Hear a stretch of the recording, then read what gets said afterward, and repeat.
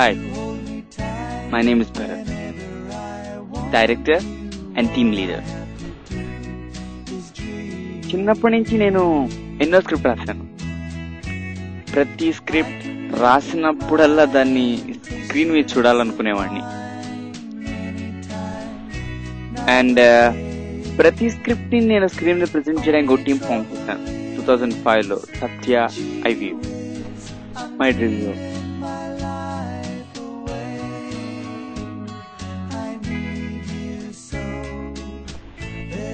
So ఎప్పుడైతే నేను ఈ సత్య ఐవిని స్టార్ట్ చేశానో నా టోటల్ వర్క్ ని 4 డిపార్ట్మెంట్ చేశాను.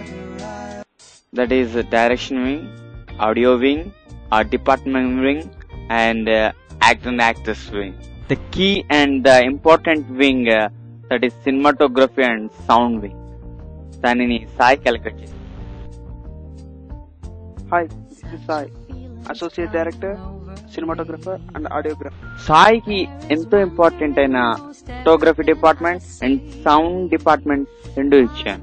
And coming to lighting and editing departments, వాటిని కూడా సాయి హ్యాండిల్ చేశాడు. కెమెరాతో తీసిన విషయాన్ని స్క్రీన్ మీద అందంగా చూపించాలంటే దానికి అందమైనటువంటి బ్యాక్గ్రౌండ్ మ్యూజిక్ ఇవ్వాలి. అండ్ అమృతవర్షిని, సిరివర్షిని ఎంతో గొప్పగా వర్క్ చేసి నాకు వర్షం మూవీకి ఎక్సలెంట్ బ్యాక్గ్రౌండ్ స్కోరింగ్ ని, మ్యూజిక్ స్కోరింగ్ ని అందించారు. సినిమాని నేను సాధ్యమైనంత వరకు అందంగా ప్రదర్శించడానికి ఆ యొక్క సంగీతమే కారణం.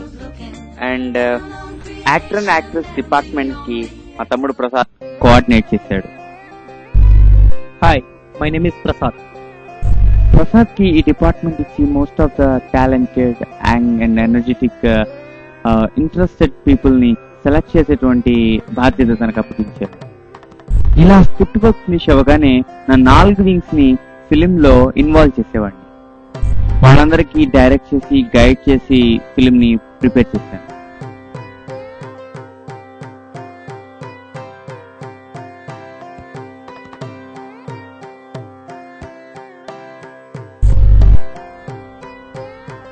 సినిమాకి ప్రాణం లైటింగ్.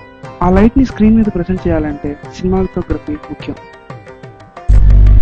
ఇంకా నా విషయానికి వస్తే నా టైమ్ లైన్ 2005. నా first movie diary. Diary cinema మొత్తం 3.5 months పట్టింది దానికి. దాని స్టోరీ విన్న తర్వాత దాని స్టోరీ బోర్డ్ ప్రిపేర్ చేయడానికి 20 days టైం తీసుకుంది. ఇంకా డైరీ విషయానికి వస్తే మేము వాడిన ఎఫెక్ట్స్ ఎలాంటివి అంటే ఫేడ్స్ ఉంటుంది.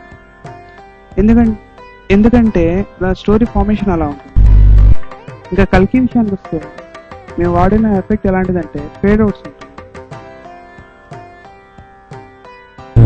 కళా నేను ఒక నావెల్ బేసిక్ లో ప్రిపేర్ చేశాను. ప్రిపేర్ చేసిన తర్వాత నాకు ఇంట్రెస్ట్ కలిగింది దాన్ని షూట్ చేసి స్క్రీన్ మీద చూడాలని. అండ్ దానిలో ఇంపార్టెంట్ కీ రోల్ ప్లే చేసేటువంటి హీరో రోల్ ని నేనే చేశాను. ఎందుకంటే బికాస్ నేను రాసేటప్పుడు ఫీల్ అయిన ప్రతి వర్డ్ ని స్క్రీన్ మీద చూడడానికి యాక్యురేట్ గా నేనైతే దానికి సరిపోతానేమో అనిపించింది. దెన్ స్క్రిప్ట్ రైటర్ నుంచి నేను యాక్టర్ గా కూడా ఆ క్షణంలో మారాల్సి వచ్చింది.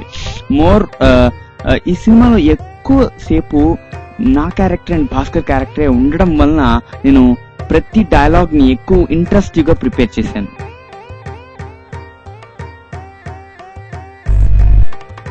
కళా విషయానికి వస్తే స్టోరీ బోర్డ్ ప్రిపేర్ చేయడానికి 5 days వర్కౌట్ అయింది.